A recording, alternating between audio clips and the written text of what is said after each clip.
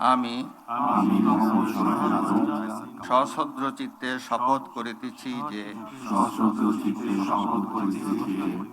আমি আইন অনুযায়ী সরকারের প্রতিমন্ত্রী পদের কর্তব্য বিশ্বস্ততার সহিত পালন করিব।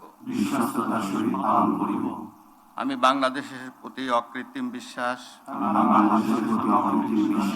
ও আনুগত্য পোষণ করিব। আমি সংবিধানের রক্ষণ,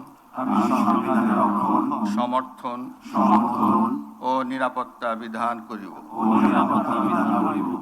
এবং আমি ভীতি বা অনুগ্রহ,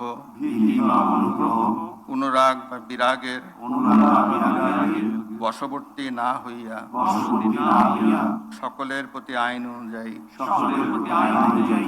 যথাবিহিত আচরণ করিব। এবার নবনিযুক্ত প্রতিমন্ত্রীগণের গোপনীয়তার শপথ পাঠ পরিচালনা করার জন্য রাষ্ট্রপতি মহোদয়কে বিনীত অনুরোধ জানাচ্ছি। আমি সশ্রদ্ধ চিত্তে শপথ করিতেছি যে সরকারের প্রতিমন্ত্রী রূপে যে সকল বিষয় আমার বিবেচনার জন্য আনিত হইবে